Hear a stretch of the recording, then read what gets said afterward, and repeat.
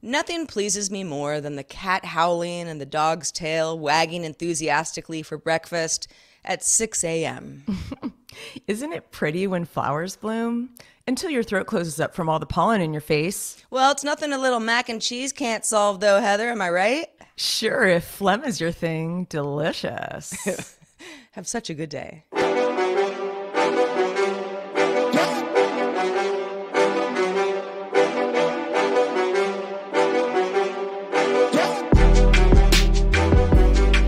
Hello, everyone, and welcome to Have Such a Good Day, the show that wants you to do just... Episode 94, yo.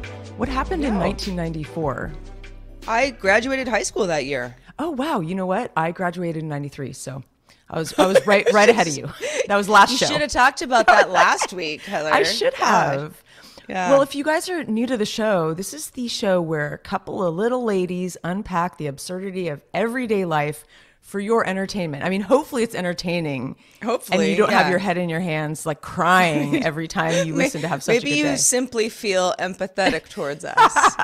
Or even better, sympathetic. But we're doing it anyway. Yeah, episode 94. How about that? 1994 was an interesting year. I mean, it wasn't a bad year for me.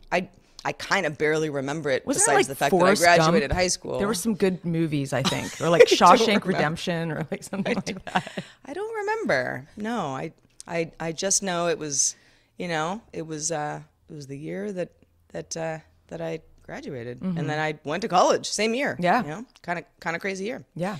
But yeah, so here we are, doing our thing as we do, and we hope you're all doing well. We do. And if you're not doing well, I don't know, maybe you feel better at the end of this hour. And honestly, we all have days like that. If you're having not such a good day, then you're human. And yeah, we all have days like that. So hopefully we can help perk you up. So kind of a funny thing before we get into how our weeks have been, a friend of mine who was actually the friend that got me my vaccinations. Well, I mean, not personally gave me my vaccinations, but kind of was like, hey, psst, yeah, here's a website where you can get an appointment, and so I did, sent around a link to a few of us who had taken advantage of that. And it was like this, like, good news, Pfizer, which is that's the company that I got the vaccination from. Pfizer says, in test trials, like, everything's looking really good for immunity for 6 months. And we were all like, wait, what? Yeah. 6 I was months? tripping on that too. I didn't know that. I literally thought I was just fine forever, at least for Like, this I don't want to get another thing. shot 6 months later. That's already a flu shot a year is like too much, I think. Well, I mean, you need it. Yeah. But 6 I months. honestly, I feel like I was hearing that for the first time. Yeah. And it's sort of like, listen, if I got to have another vaccine in 6 months, hopefully it's available and I'm happy to do it.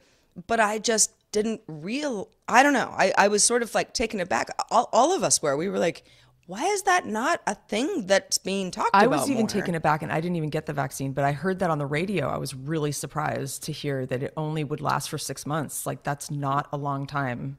Well, especially because, some people are choosing not to get vaccinated, and that's a different story. But, in places like, for example, Kaiser, the medical group that I belong to, I mean, they can't vaccinate people fast enough. They don't have enough vaccines. Yeah. They are literally telling you to go to, myturn.org or whatever it is in California, like, and try to get a legit appointment. They're turning people away because they can't, in 6 months from now, it's like, it's not just magically going to be easy to get a vaccine, even if you need one. We're not going to catch up quickly enough. No.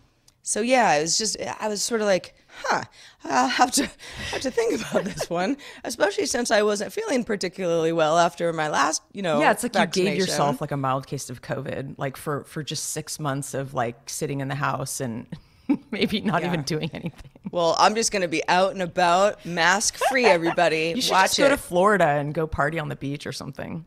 Yeah, I know. Mask They had free. fun in Miami. Yeah. And by the way, totally kidding about that. I actually prefer wearing a mask in public. Yeah, me too. I'm so used to it now that I'm like, nah, it's better this way for all of us. And it's also for people who aren't vaccinated, of course. I'm not just going to be like, well, I don't care about anybody else. I'm cool. Like, I'm not going to do that because I know you can be a carrier just like the flu. Yeah. But yeah. I agree. And it's like everything's hard. Everything's super hard. And I feel like, the mask thing is probably here to stay for a while. And maybe it is for the better, even for contracting like the everyday, like the common cold. Sure. You don't want anyone sneezing on you, even if whether they're sick or not. Sure. Yeah. And cold and flu numbers are like way down over the winter. And it's like, why do you think that is? Because everybody was, being overly cautious. Well, and we're like over sanitizing our hands, which I'm noticing my hands are getting like really dry, and I don't think it's healthy. Like, none of it is healthy. Even if you're trying to go the healthy route, it's unhealthy. Yeah, I know. Life is pain. It really is. Have such a good day, everybody. Okay, gotta go. Nah, just kidding. I do have some fun. Well, it's encouraging news, at least for me. So I may have mentioned on a previous show that I was gonna get contacts for my eyes.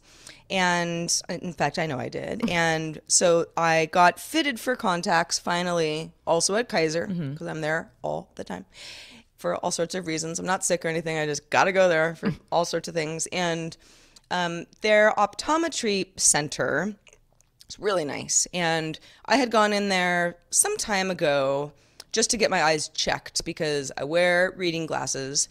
These are cheap readers that I pick up at the drugstore. Like, I don't even really have a real prescription. I'm just wearing stuff that allows me to read.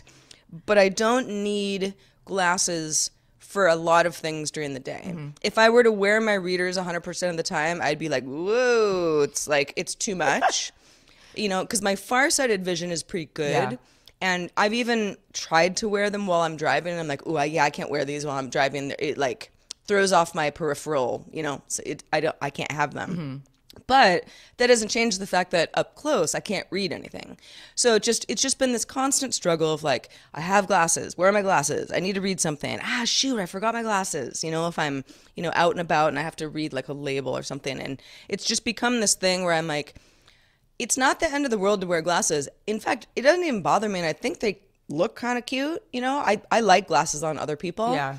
And I'm fine. The look of the glasses is not the issue. It's more of just this thing I have to wear, and I would like not to wear that thing all the time. So I was like, contact lenses seemed like the route for me, and I had gone and gotten my eye exam, and the doctor was like, yeah, you're really just you're not a candidate for LASIK because there's no stigmatism or there are certain rules for like who is a candidate for LASIK, or if you have like cataracts or, that sort of thing. Like, there's certain procedures that can help you, but he's like, you just have tired eyes. And this is what happens with people when they get into their 40s.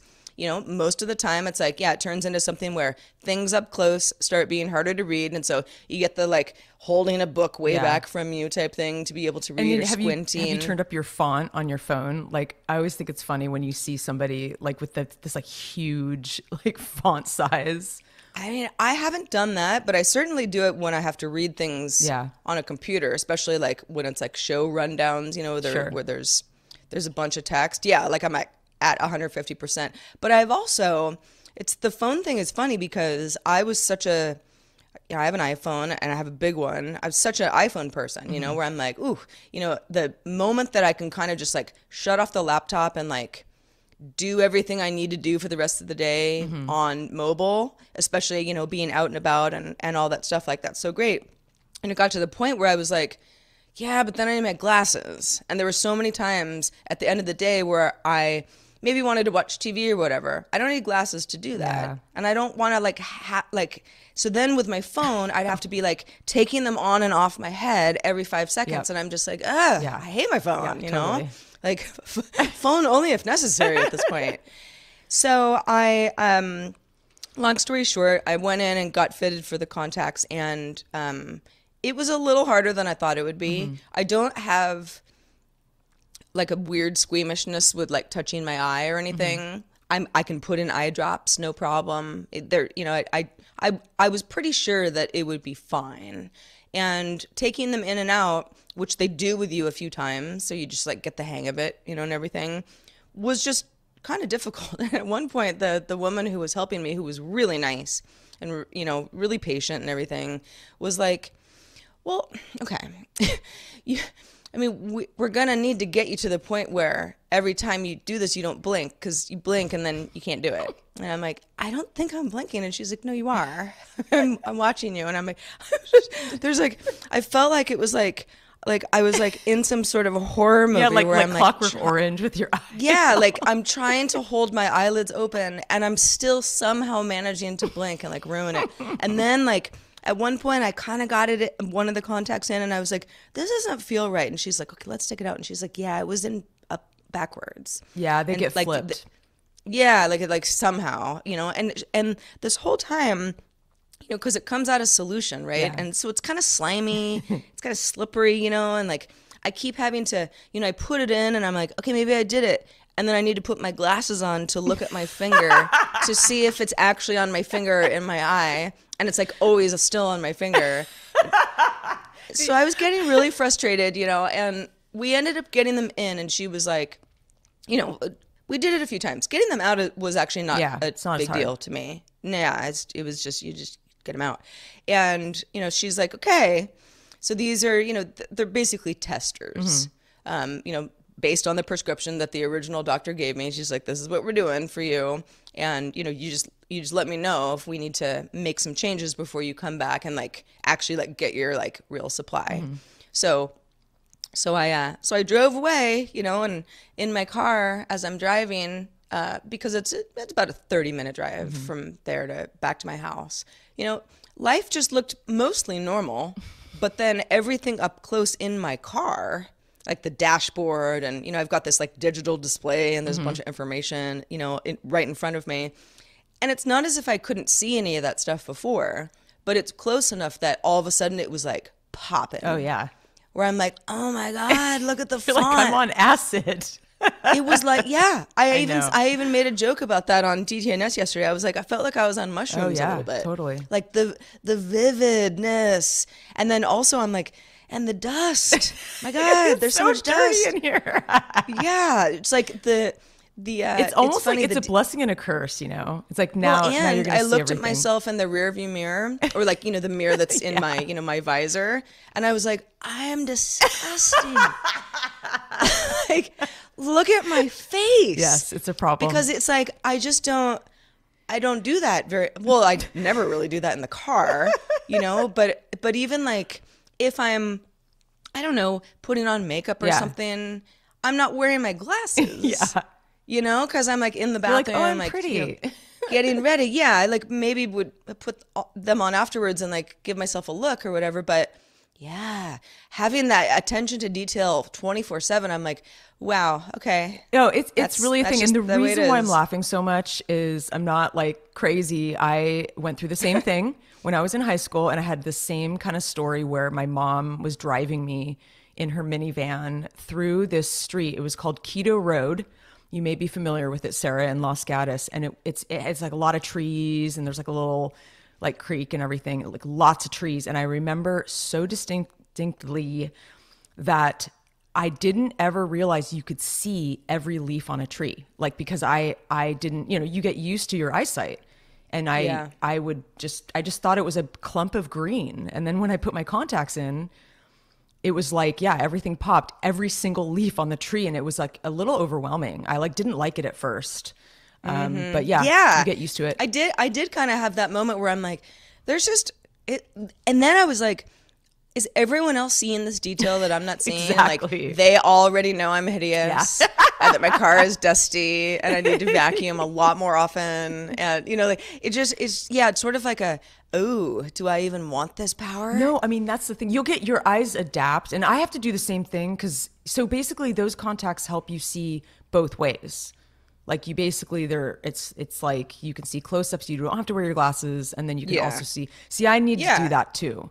Because I have contacts for like distance, but I'm starting to get the eyesight, the like 40 something eyesight. You know, the moral of this story is that aging is the pits and life is pain. It really is. I will say I was proud of myself. So this is a couple days ago that this all happened. You know, I took the contacts out and went to bed, and in the morning yesterday, I was like, okay, all right, you're by yourself. You can do this. And it really took like an hour for me to get them both in. And I was, you know, because when you're touching your eye and you're kind of like, you know, it's, you know, there's your eyes naturally are starting to kind of water. Oh, yeah, it gets harder. You know, and it's just, yeah, it's just kind of like, this is just not fun. And I know it's going to get easier, but I was kind of getting like frustrated. And so I felt like my hands were a little shaky, you know, because I was just like kind of pissed, you know, like, oh my God, how long is this going to take? Like, maybe I can't do this. Maybe this was a terrible idea. Maybe I should just never try this again. You know, what a waste of time. You know, all of this is happening, you know, and I'm like still trying to put this thing in my eye. So everything I feel like anything that you try to achieve in life is going to have a learning curve, and there's going to be pain involved. And then you're going to get to a point where, like I told you on Slack yesterday, I can kind of put them in without even looking in the mirror. I've had contacts since I was like 16. And, you know, do you ever try to use your other finger to push it on? Like, so you kind of use both fingers because, you know, it sticks to your finger. And a good thing to do is take your other finger and kind of push it on your eye. Have you tried that? I haven't. I've definitely, I mean, when I was at the eye place, you know, there were several techniques to even just sort of like try to get them in. Yeah. Because the first technique that she had was like this, it was like this dual finger, you know, top lid, bottom lid, and then like pop it on. And I just couldn't do it. Yeah. I just could, like, my eyes. And even at one point she was like, well, you do have sort of small eyes. And I'm like, well, F you. Like, what the hell? Like, no one's even ever said that to me before. Like, I don't need to hear that insulting. Right now. Yeah, like, I'm like, it's whatever. I don't. What did I you don't know. say to I mean, that? they're not huge. I just didn't. I don't know what I said. Nothing. Maybe I said like, yeah, I know, or something. But yeah. So it all worked out. I got my contacts in successfully. I looked a fright at first, but I wasn't around anybody, so it didn't matter. I mean, I really looked like I had been like sobbing for a while. I just love the visual. It's like, because I kind of know what it's like to be on mushrooms, at least, you know, back in the day. And your pupils are all big. Everything is so like psychedelic. Well, and it's also just, the whole thing is also kind of magical because, you know, once you get it in, it's like, you know, you got it. Then it fits perfectly. Success. Yeah. Yeah. And you're like, wow, is it really even there? And you can kind of see the outline if you like look in a magnifying mirror type thing. And I feel like it's funny because at first my eyes were just sort of irritated by the whole thing. So I was like, ugh, God, I mean, is this comfortable? And then it chilled out, and then I was fine, and I could see. I did a show yesterday, which is a lot of intense reading, you know, a lot of blocks of text, and I could do it. And I was like, wow, that is super cool. Like, I'm like proud. I'm proud that I went through all of this trouble, and I know it'll get easier, and I can also choose not to wear contacts in the future if I don't want to, you know, or go back and forth, have a glasses day if I need. But yeah, it felt like, wow, after all of that, because I've been thinking about doing this for so long, and especially like pandemic related stuff, I was just like, I'm not going to go to Kaiser unless I really have to. Yeah. I just don't want to be in a hospital, you know, for everybody's sake. And so this became this drawn out thing, but it was always in the back of my mind, like, I have to schedule that appointment. I have to do this. And I did it. So yay. I'm proud of you, Sarah. And Thank you. All of that stuff, we're so good at adapting. So you're probably going to be, you know, you're not even going to notice those contacts at some point in the near future. Well, and everybody says that. I mean, you say that. My mom has worn contacts for a long time, says the same thing. It's like, it's just not a big deal after a while. It's only at first. So I have faith. Yeah. I'm wearing them right now, and it took me like half a second to put them in this morning. So, well, aren't you so good at it? It's funny. I have somewhat of a similar story, not about contacts, but about how sometimes like kind of, you know, painful, uncomfortable adventures make make you a better person or make good memories. I had a couple friends here this week from Los Angeles, and it was a family of 3. So it was my friend Jill and her husband Alvaro and their kid Vincent, who's an 8-year-old. And, little Vincent and I are buds. Like, I've been kind of friends with them for a long time. And, him and I are like, we were pretty tight. We spent a lot of time together. And so it was the most gorgeous weather this week. I mean, 70 degrees. I mean, insane, especially when you live on the coast right on the cliff and it's that warm. It's like you're in a Disney movie. It's just, it's insane. I felt like I was in Hawaii. I mean, it's just so gorgeous and everything's blooming and everything. And there's a trail that about a 5-minute walk down the road. If you leave the property and you walk down the road, there's a trailhead. And there used to not be a trailhead. It was always a private trail for a long time until recently they put a trailhead there. And it's gotten kind of popular, not in the point where there's hundreds of people flocking there, but you often see like anywhere from a couple to 6 cars there, like on any day of the week. Yeah. And it's like for better or worse, because our property, when you get down to the beach and you go down a little ways, I mean, our property's up above. I mean, it's really far above. I mean, the cliff is pretty high. But it's essentially, it's a pretty private area. But I've been down there a couple times, and it's a really incredible type of beach. It's very kind of rocky and, there's like those big like holes in the rocks. There's like little tide pools. I mean, it's very wild and really beautiful, like really special kind of a cove. And so I always am like, if a friend comes to visit, I have to take them down there because it gives you a really unique perspective of where we live. And you can kind of look up at the property from below, and it's just amazing. And so I took them down there, and I was a little, this 8-year-old, there's a little tough spot. And so, he's a tough kid, and his parents were cool. Like I said, it can get kind of muddy. But there's a rope and you kind of can like shimmy your way down. And so they were like, it's fine. It's fine. Yeah, shimmy on a rope. It's fine. You've been on Survivor, right? I basically told them, I'm like, just wear a pair of shoes you don't mind getting dirty. Gross. And maybe muddy. Yeah. Right. And so there's a rock that is on the far side of our property called Thumb Rock. I don't know if my dad named it or if that's the name of it, but it literally looks like a hitchhiker thumb, like sticking out of the ocean. This big, like God's thumb, like a big thumb. Yeah. And it's a really cool rock. And so that was our destination. It was like to get to Thumb Rock, 'cause it was like on the other side. We really wanted to get the full effect. And so we're coming down the trail. And I like I said, I've been there a few times, and I remember it being somewhat muddy, but not like it was that day. Because, we had a lot of rain like a few weeks ago. Sure. And oh boy, was it hilarity. It was essentially, the mud was more like clay. So imagine you're coming down the hill, and you kind of like, you're trying to find a secure rock to put your foot, like you're like looking for the best spot, to step.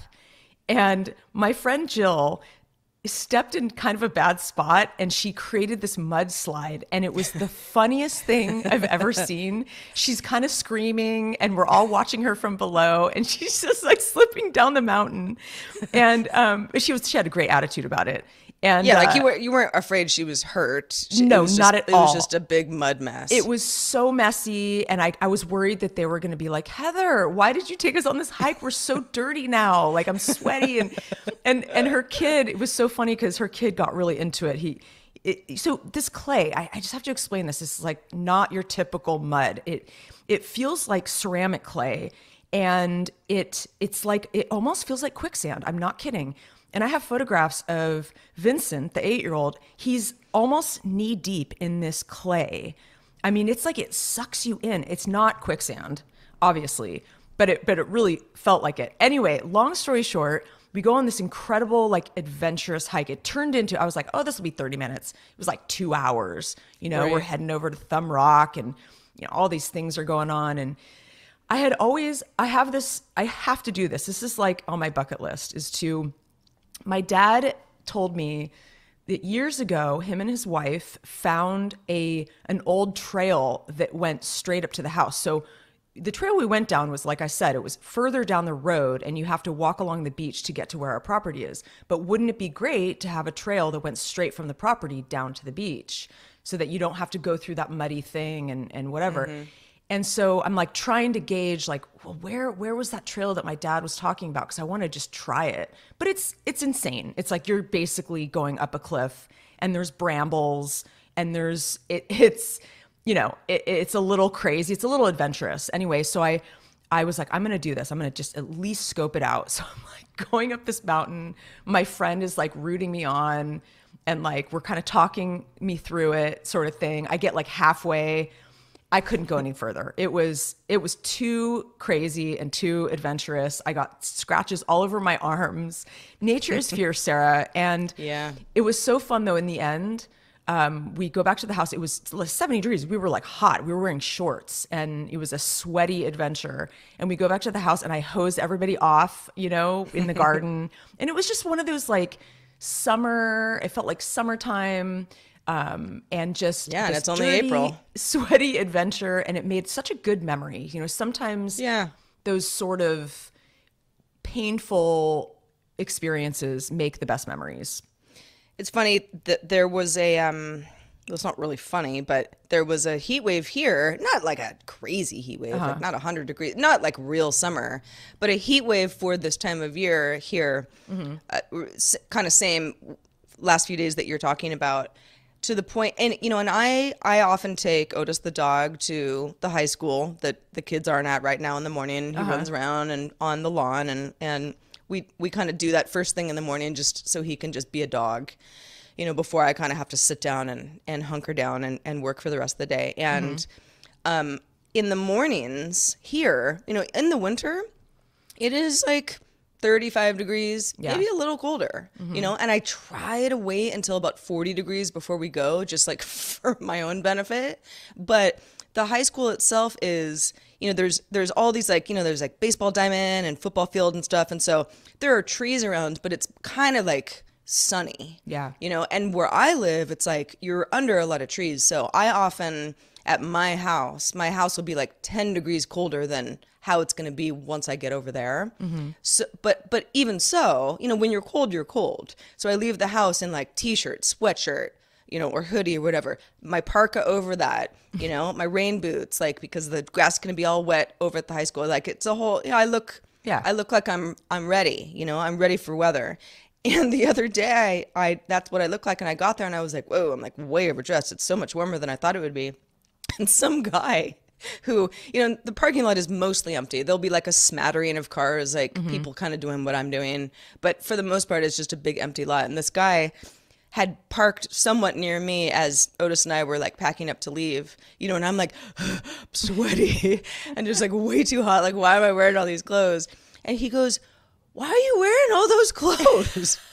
Like he wasn't right next to me. So he's sort of yelling, down to me. And I'm like, I overdressed. I didn't know it was going to be mind this your hot. own business. Yeah, well, because it was like pretty early in the morning, but yet it was like 65 degrees.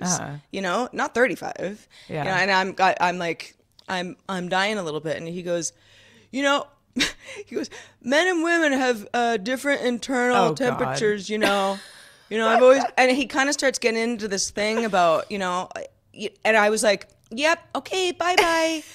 Have a good day, because I'm like, I don't even want to hear your dumb explanation for why I overdress. Like, it's not because of my internal temperature, dude. No. It's it's really tough because in LA you basically could put shorts on in the morning and have shorts on until you go to bed. But like in these two climates, it's like 30 degrees at night, but it can get up to 70 degrees during the day. And so it's like a completely different outfit. Yeah, so it is. And I was always, growing up in Sonoma County, California, where I live now, I was always used to that. Yeah. It's like, you can be like, it can be 105 degrees. It's not going to be that warm at night. I mean, there would be certain nights where you're like, ooh, yeah, it's still like really, really warm outside. But most of the time when the sun goes down, it gets chilly. Yeah. And so when I lived in LA all of those years, I had to get used to being like, so I really like don't need to bring a light jacket with me later. No, I don't. It's not going to get cold tonight. You know, if I'm like away from my closet for I a while. kind of blame But San Francisco, honestly, because I still carry around several different jackets and several scarves and hats in my car because in San Francisco, Yeah. there's microclimates all over. And I remember you'd be out enjoying the sun with a t-shirt and shorts, but then you would need a scarf like a couple hours later, which is insane. Well, It San used to drive me Francisco crazy, is, actually. has very unique weather, even for the entire Bay Area. It's like it's got its own. Yeah, it can be pretty chilly. Yeah, for sure. Yeah. Well, speaking of San Francisco, Heather, you and I worked together in San Francisco for many years. We also worked together in LA. We worked together in a few places. And we continue to on the show, but it's been a while since either of us were in a traditional office, 9 to 5, and that has been even when I worked for TechCrunch, which was in San Francisco. I worked in an office. You worked at Engadget, which was in the same building as Yeah. me. But I still there was a fair amount of stuff I was doing from home work-wise. Like I didn't have to be there for like a 9 a.m. meeting every day. I would often kind of do what I needed to do at home and then go into the office. But I still went into the office every day. I never worked from home until a few years ago, full time. And I work on Daily Tech News Show, which is my daily job. I call it my day job, but I also do other things as a freelancer, in order to kind of, pay the rent and everything. And working from home during the pandemic, as we've talked about before, has been in many ways to me a blessing, because where other people, especially people with kids, you gotta like deal with kids and distance learning and everything, where other people were really struggling, or at least having to make an office where there wasn't one in their small apartment type of thing. I'm like, I'm already set up for this. So sure, I feel a little isolated and all that stuff, but I do feel really lucky that life didn't change day to day for me. The outside world changed, but at least as far as what I need to do for work, very little change. And that said, and now that, life is opening up slowly but surely in certain places in the world, although there's plenty of lockdowns in other places. But, we're at least inching towards something that feels a little bit more normal again. You hear all these stories about a lot of the larger companies like Google or Apple or Amazon or Microsoft or, the list goes on of, how the, employees that were working from home all of this time through necessity are slowly, either going to remain working from home because that's a better way for them to work. And a lot of companies have figured that out, or companies don't want to pay leases on big buildings that they don't need to pay leases on if they're getting productivity out of people who are just working from their houses. Yeah. And then like some sort of a hybrid model of like, okay, once it's safe, when do people come in? Do we stagger employees? It's all, it's a big game of Tetris, really. How do we fit this all together, in a way that makes sense for the bottom line of the company? And I cover a lot of at least the big tech companies just for work. So I'm familiar with these stories, and I know lots of other industries are dealing with the same thing. And just, it's funny because it's a weird thing where I was driving, it was actually to my eye appointment the other day, and it was kind of rush hour, even though I'm not on a freeway or anything from where I am to where I had to go. But it's at least, it's a route where you notice like, oh yeah, a lot of people are driving right now because it's like end of day. I was getting home at like 5:30. And it's funny because I hadn't really noticed that there were so many people off the road. Of course I noticed at first, right? But I think if you're in a city, it's much more like, wow, you really notice it. Like everyone in LA was like, oh my God, it's a ghost town. There's no traffic on the 10 kind of thing.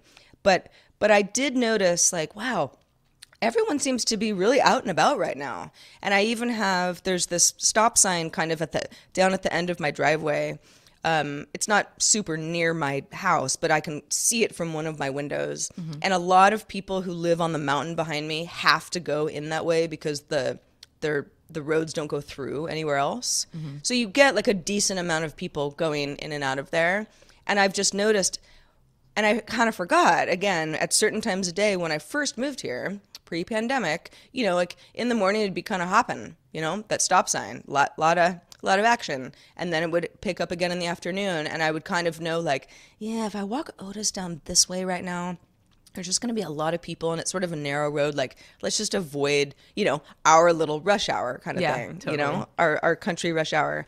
And I've started to see that come back. Interesting. And I'm like, well, yeah, because people are starting to like go back to work. Yeah. You know, and be out a little bit more. And it's been this sort of slow process. And it's weird because I feel like not left out. I actually am so glad not to commute to go to work, but I'm like, yeah, nothing changed. Like I don't get to like look forward to life getting back to normal all that much because I'm like, it never really changed. Yeah, that's actually a good point. I'm in the same boat. And I have noticed too, like how much busier it's gotten around here. Like I went to get a car wash I haven't gotten a car wash for like 4 months. But there was like a long line and I've never seen that here. Like, okay. So yeah, I do think things are going back to normal here too. And yeah, I mean, I know what you mean though. There is that slight, you know, depending on that full-time job, I have had jobs where I kind of looked forward to getting in and like, I've got my coworkers and you know, talk about what you did over the weekend. And they were usually my friends. And I kind of miss a little bit of that social aspect of being in an office.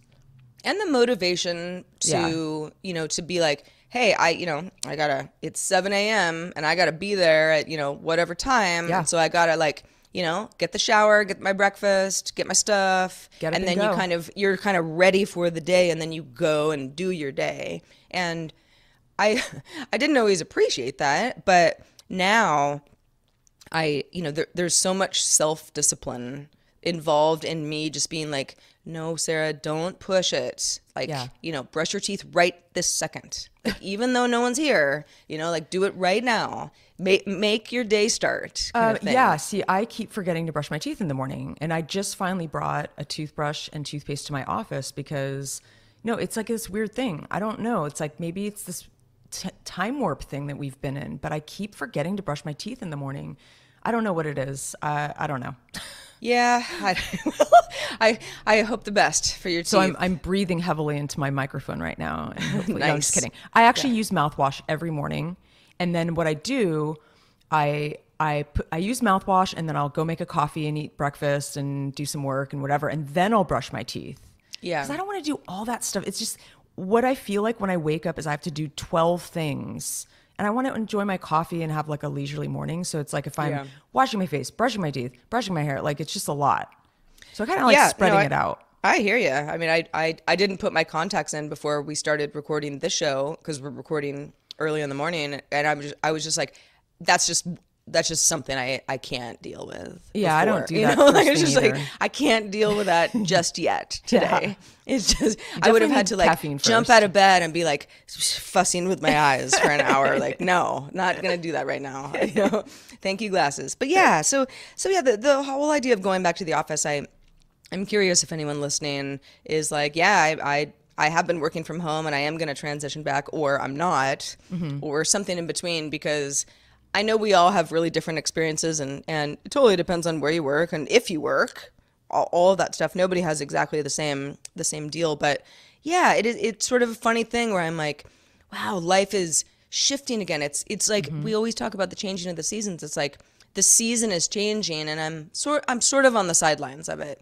and I'm not even bummed out about it, but it's just something that I've noticed lately. Well, it's really interesting because you hear, we've talked about this on the show, like how, you know, a lot of people have a hard time with change, but change is like the one thing you can always count on in life, like on so many levels, but at the same time we have like a hard time with it, which I think is sort of interesting. It's like, why didn't, you know, God or Mother Nature make us like more cool with change, you know? Like it's kind of interesting. Yeah. Yeah, Mother Nature. Yeah. Hell. Why am I having your such a act hard time together. with this? Yeah. And while you're at it, please get rid of my allergies, my seasonal allergies. Thanks. I'm sorry about your allergies. Yeah, I've been hearing people complain about it a lot. I am so lucky. I had terrible allergies as a kid. Terrible, kind of hay fever stuff, like the stuff Yeah. that you deal with now, Heather. And it used to just take me out for days. It was Yeah. awful, and I just grew out of it somehow. But Well, people supposedly complain that of the happens. opposite, that it's gotten worse for them, as they've gotten older. So I do feel for you, because it does suck. Yeah, and my allergist said, like, you either have them as a kid and then you grow out of them, or you don't have them as a kid and then you get them as an older Yeah. person. And the irony is that I'm allergic to a lot of things that I grew up next to, like in California, oak trees and eucalyptus. And in LA, one of the reasons why my allergies weren't as bad is because that was all new flora for me. But now that I'm back in Northern California, there's like a lot of flora that I was allergic to when I lived in San Francisco. So it's just, yeah, it's, life is pain. Yeah.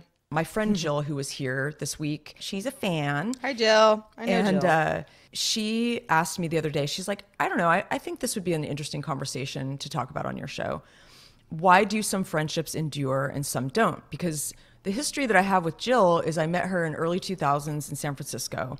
We became fast friends. We did a lot of kind of partying. We were young. We were also tight friends.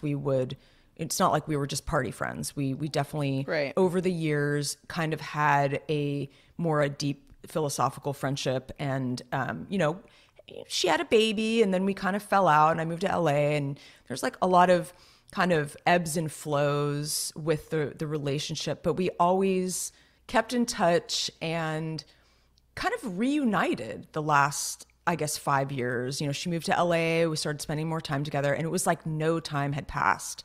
And I just think it's so interesting I wanted to kind of unpack this. Like, why do some friendships, there's a lot of dynamics with friendships. And I'm not talking about like social media friends or how many followers you have. I mean, you could have 2 really good life friends, and that's actually pretty good. I think that's like pretty common to have only 2 friends that you talk to about really deep stuff. But I'm talking about, yeah, like the friends forever thing versus like the friends of convenience. Like, how do you endure all of this life chaos? Some people have families and then some people don't, and it kind of will pull you apart. But then I've been brought together with families because I'm close to like my friends' kids. But then there's other friends who have had kids and I haven't. And so we've drifted because of that, because their life took a different path. There's also the proximity thing. That's why I hate moving around so much, is I feel like, I'm gonna like be less close to that person that I was really close with. It could be Right. like a real test of your friendship. But yeah, like, obviously shared interests, like things in common. What is it about chemistry, and what about unconditional love? And this is something that we talked about a few episodes back. You were sort of skeptical of it. You're like, I don't even know if it exists. Like, does that exist with deep friendships that last throughout your life? Or is it just that maybe it's not unconditional, but it's like, even if you judge, you accept them because everybody's human and everybody has flaws, and you love them for them. Like, what is it? So anyway, I wanted to ask you, Sarah, and you guys out there, how many really close friends do you have? How often do you talk to them? Elijah, my boyfriend, for example, he has a lot of really close friends, but he's like, I can talk to them once a year and we're still like, I still consider them my close friends. Right. Well, I have that with some people that I don't talk to that often, and it has nothing to do with how important they are to me. But yeah, just that topic of unconditional love, which I kind of mentioned, I really don't think it exists unless you're a parent. Yeah. And I'm not saying it doesn't exist for everybody, but for me, it's like, no. I mean, Heather, if you did something that I found just like heinous and unforgivable, right? That's a condition. Sure, of course. Like I would, I'd probably be like, well, yeah, she used to be my friend until she did all these horrible things. Yeah. It's like, we all have our points. Yeah. But I would say, if my mom did the same thing, I'd be like, well, she's my mom, you know, like I, you know, no, I'm not leaving. We're good. And I don't mean to say like, oh, you know, I don't love you enough, but I'm like, I just don't feel like in friendships or relationships, There unconditional are love conditions. is, yeah, there just are. I mean, Yeah. and of course I'm being sort of silly hypothetical, like, what if you like murdered a town? You know, like that would be pretty bad, right? Probably wouldn't love you anymore, kind of thing. And so it's like, sure, we can be dramatic and, you know, think of something that's like clearly not gonna happen, but I think, you know, for relationships with me, you know, like my romantic relationships, it's like unconditional love is just Yeah. not a thing. Totally. It's like, it's like, it's all based on you acting a certain way. And if you don't act a certain way, or if I don't, you know, we kind of break the promise that Sure. we've made, you know, to be a certain kind of person, Yeah. you know, so that we're both happy. It's like, yeah, that's not unconditional love. No. But if you were my sibling, you know, or my child, that would be different. You know, like I think of that, like, you know, the closest thing I can think of is Otis the dog, right? He's my pet, but he's kind of like my son. And, you know, if he like, I don't know, like bit somebody, you know, or something terrible happened, right? He's not a biter at all, by the way. But if something terrible happened, you know, I'd have to say goodbye, you know, but I'd probably still love him, Sure. kind of thing, because I'm like, you know, I know in your heart you could have been better. Like it's just a funny thing. And then It is. a cousin of mine who I'm not in touch with, but nothing bad ever happened between us. We just stopped talking regularly years ago. She emailed me out of the blue the other day, and I was so happy to hear from her. And there had definitely been times over the last years where I'm like, gotta reach out, you know, like why Sure. am I, you know, there was no reason. There was no reason that we were being silent. It was just like life got in the way. And then it kind of, so much time goes by, and then you're like, and now it's weird. Yeah, totally. And she reached out and you know, just kind of, you know, giving me a life update. And I was so happy to hear from her. And I was like, this is another good example of like, I'm never going to be mad at my cousin if she like just goes underground for like Sure. 5 years. Yeah. You know, just reemerge as long as we're not fighting or anything, Yeah. which we weren't. That's all good. When it comes to friends, I guess just because there isn't that like family bloodline in any way, even if it's not blood, but family, like it's a little different. Like I have certain friends that have gone underground, or maybe I have with them. And again, there wasn't some terrible thing that happened, but it's a little like, yeah, I don't know. I don't know if we're going to get back to that place. Yeah. It would have to maybe be a really long conversation about it, which I don't really necessarily want to have. Yeah, like what is it that really makes something endure? I'm actually curious about, because I know you're right. Like you could go a long time and then you finally talk to someone again and it's fine, or it just feels awkward. Right. But some people, it really, really helps, obviously, to have like this week that I had with my friend Jill, because I might not see her more than a few times a year now because we don't live in the same city. And creating those memories, Yeah, you can, or even less. yeah, you could even, you can hold on to that now. It's like that crazy memory of going on that muddy hike, you know, will always kind of stick in my brain. And it helps to have that physical time together, obviously. But, and, you know, we don't talk on the phone as much as we used to either, but I still feel really close to her. You know, I think it's hard to really unpack this because it just depends on the relationship and there's so many factors. But I do think that with friends, it may not be unconditional, but I think that you maybe are less judgy, or if like, say they do something that's like, you know, not murder somebody, but they do something that you don't respect or something, you can be a little more lenient with them, maybe give them some tough love, but still love them in the end. I don't know. I just think that you might be a little easier on them because you love them. Sure. Yeah, exactly. Yeah, it's there are, I mean, how many times have I been like, you know, kind of mad at a friend? Yeah. Or vice versa. It's like, you know, you either decide to move forward or you don't. There's one, I'll try to be vague, not that I think anyone's, you know, I always do that because I'm just like, I'm not trying to like, you know, drag anybody through the mud, on the show. But I had a friend some years ago who was getting married, and I knew the fiance, you know, but I was very good friends with her, years before that, and they decided to get married and all good and everything. And she did not ask me to be in her wedding, which is not a problem. I've been a bridesmaid plenty of times. That never bothers me. But she asked a friend of mine to be in the wedding. And it was like a friend that she knew through me.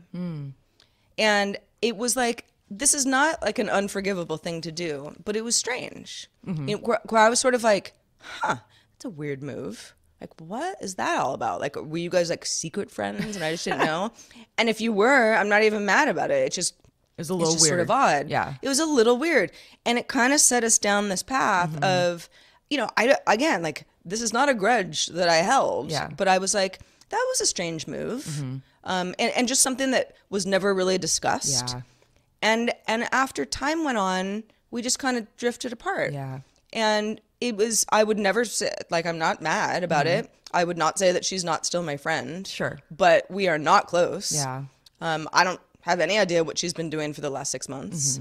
And, besides just kind of like social media stuff. Yeah. And it's a bummer, but I'm also I'm not wasting a lot of time thinking about it because I'm like, these things just happen. They do.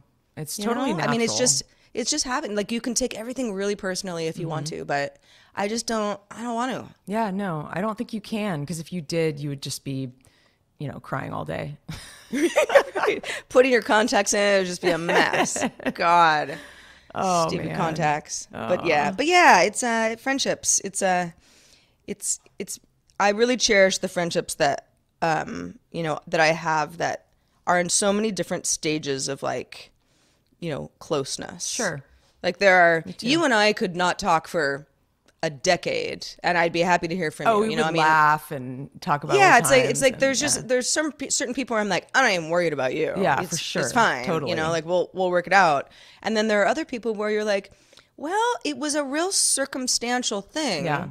And we had a lot of fun, and I care about you, but I don't necessarily care about you on the same level. Yeah. And that it just has to be okay. Well, and it's really funny too, like the different, like, because like with you, I feel like I always want to tell you, you're one of the few people that I like want to tell you something crazy happened or, whatever. Right. And I'm like chatting you up, and we chat a lot, like on Slack and text and stuff. And there's other friends I don't do that with. There's other friends that I might, see a few times a year, and we have very quality like time in the present together.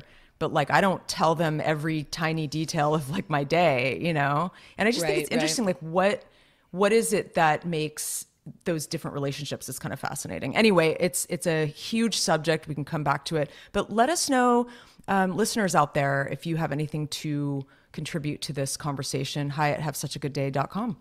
Indeed. Yes, we love getting your email. Thanks to everybody who emails us all the time. In fact, we got a few this week. But first, wanted to remind everybody that we are on Patreon. If you have found us through Patreon, thank you for being a patron or considering being a patron.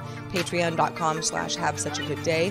You might be listening to this podcast outside of Patreon on the podcatcher of your choice, and that's great. We're so glad to have you.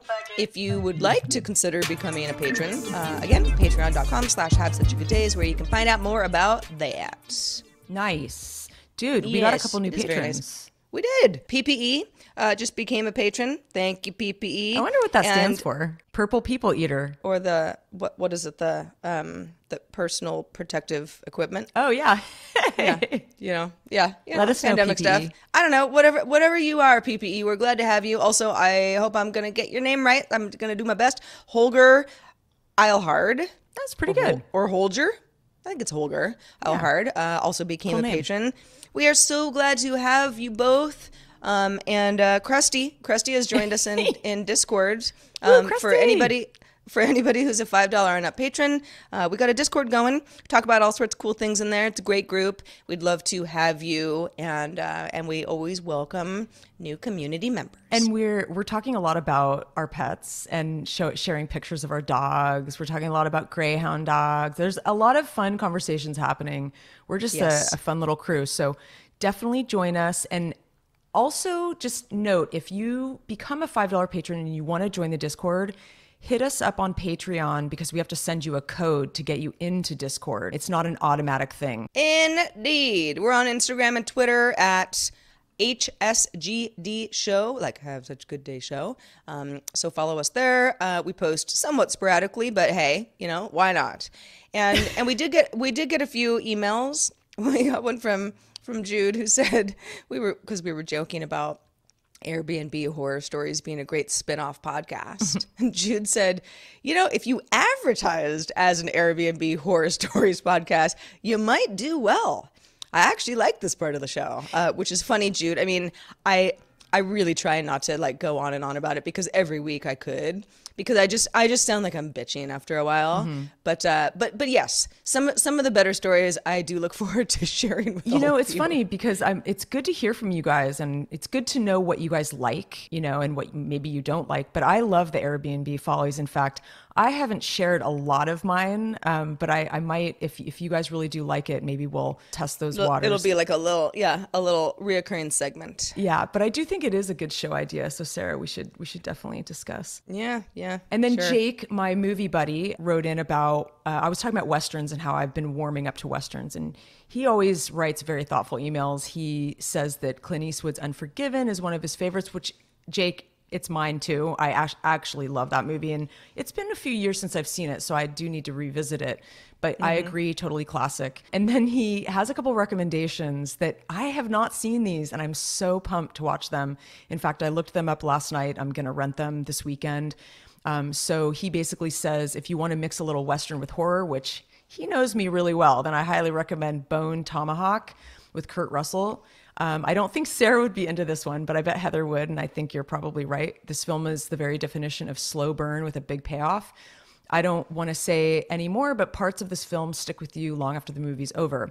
And the last Jake. Western he would recommend is Sam Raimi's, who I adore.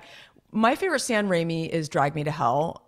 Jake, I don't know how you feel about that one, but I love Sam Raimi. The Quick and the Dead, I have not seen that. I can't believe I haven't seen Sharon that. Stone, right? Yeah, Sharon Stone. I don't think it did very well. No, it didn't. As I recall. But yes, I do remember. I haven't seen it. But or maybe I've seen it. Sam Raimi, people are divided on Sam Raimi. You're either, because he's very specific. He has a very specific style. It's kind of campy and kind of over the top. And I don't love some of his movies, but I really love the kind of tongue-in-cheek horror of Drag Me to Hell. So I think I'm definitely going to check it out, and I'll report back. Incredible. Incredible. I was like, are you going to say indeed? What are you going to say? I don't know. I sort of, I started like down a word and I'm like, what am I saying? Incredible. Yeah, that's what it is. It's incredible. It's great. It's always good to get recommendations and we really appreciate it. Hi at havesuchagoodday.com. Well, Heather, I think we've come to the end of the line for episode 94 of Have Such a Good Day. I had fun. I had a great time. It's a nice way to kick off the day. I did too. Yeah, it is. It is. It's gonna be a good day, everybody. Sun's out. If Birds it kills are us. That's right. Flowers That's right. are blooming. Yeah, I saw a video of somebody up in Canada. I don't exactly remember where, but like in a snowstorm. And I was like, wow. I just sort of, I love the idea that, I mean, I don't know, unless you don't want to be in a snowstorm, but I'm like, the idea that weather is just so different depending on where you are. Oh, I know. It's fascinating. It's such a different, like my day is such a different day, even just weather-wise, than another person, or, if it's raining where you are and I'm like, oh, it's not raining here. It's like, we're having very different days. I feel for that person in a snowstorm right now. This morning, there was a girl roller skating in the parking lot with big headphones on, really enjoying the sunshine. I thought it was a nice image. That's cute. But on that note, we will be back next week, whether you like it or not. Yep. And I will remain Heather. And I will remain Sarah. Have such a good day. Bye.